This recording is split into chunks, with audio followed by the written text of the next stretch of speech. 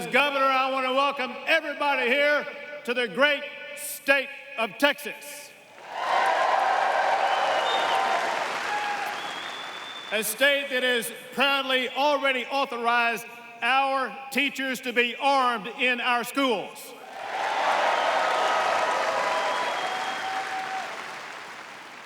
And it is great to be with people who pray to God above and who would never take a knee when the national anthem is played.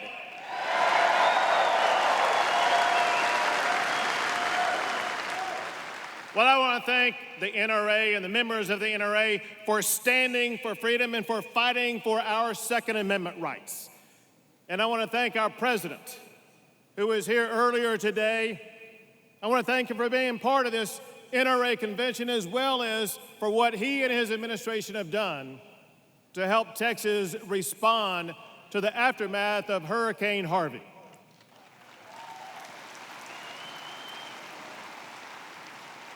And I want to thank both the NRA as well as NRA members across the entire nation for what you have done to pitch in and help Texas respond to this challenge.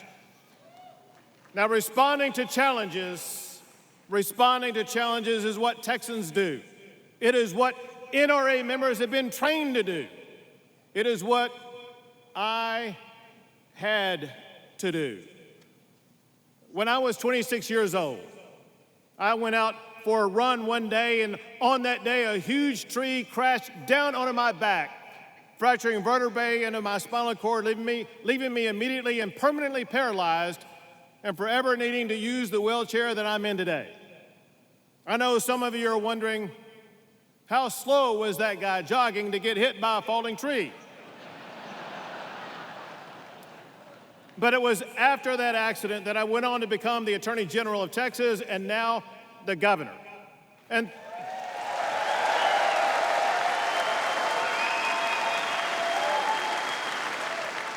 through that process, I learned something very important, and that is our lives are not defined by the challenges that we face. Instead, we get to determine our lives by how we respond to those challenges.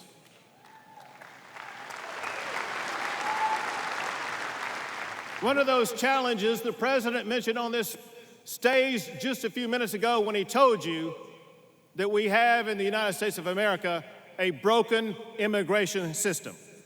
And I want you to know, Texas is helping the president respond to that system by authorizing more than 1,000 of our National Guard to go to the border and help secure our border.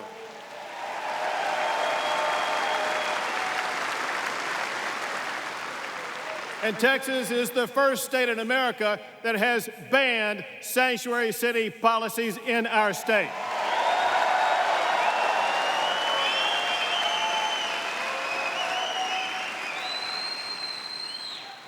Another challenge that we are facing is the attack on our Second Amendment rights. Now, liberals tell us that we don't need guns because government is going to protect us. Tell that to the Texans that have to confront MS-13 gang members. Tell that to the homeowners whose house has been broken into by burglars. Tell that to Stephen Williford from Sutherland Springs, Texas.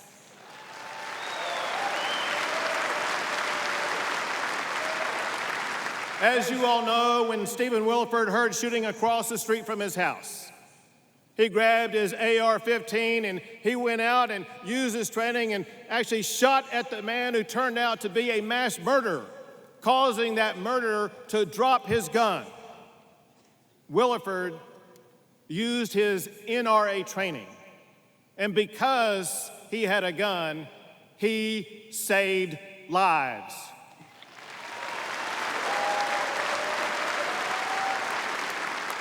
I went to Sutherland Springs just hours after the shooting.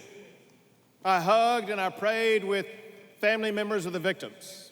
I went to the hospital to visit with some of the victims who made it throughout the ordeal still alive. And even in the fog of this horrific tragedy, people in Sutherland Springs looked me in the eye and demanded that I would not allow this tragedy to take away their guns.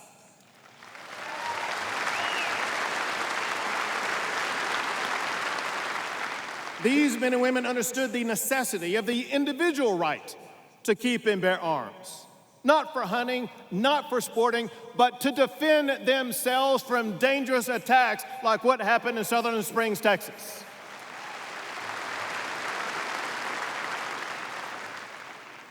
The answer to gun violence isn't to take guns out of the hands of people like Stephen Williford or the people of Sutherland Springs.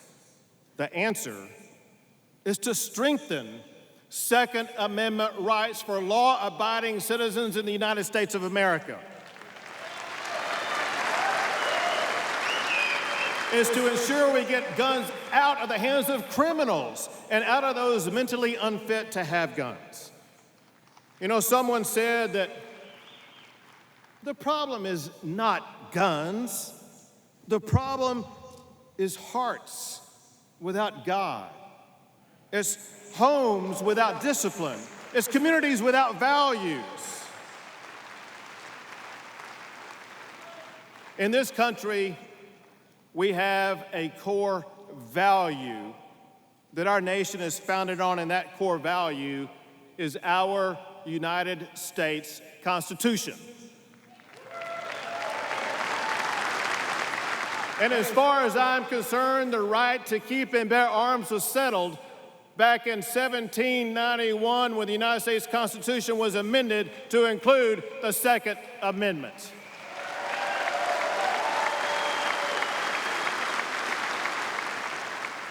I know the Constitution, and I know your rights, and I have fought for them both.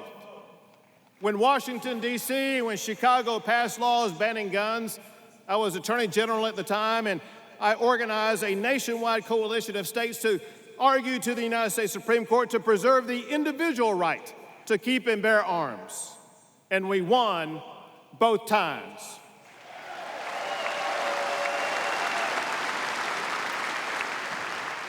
And in Texas, we are expanding gun rights. I authorized concealed handgun reciprocity agreements for 22 more states.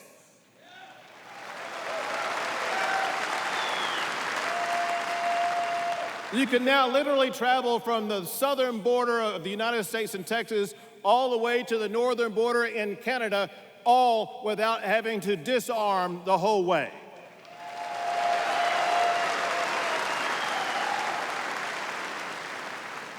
And as governor, I signed a law making Texas an open carry state.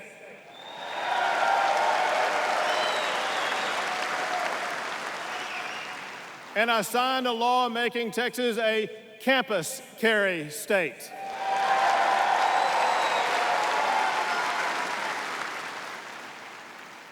But here's the deal. Liberals don't understand that the Second Amendment is about more than just gun ownership. The Second Amendment is about freedom. Freedom from an overreaching government that tries to limit your liberty.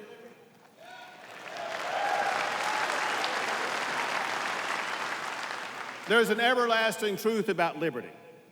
Liberty is constantly under attack. If we allow government to chip away at our freedoms, we begin to lose what has made America the greatest nation in the history of the world. That is why the NRA is so important. You remember that freedom is worth fighting for.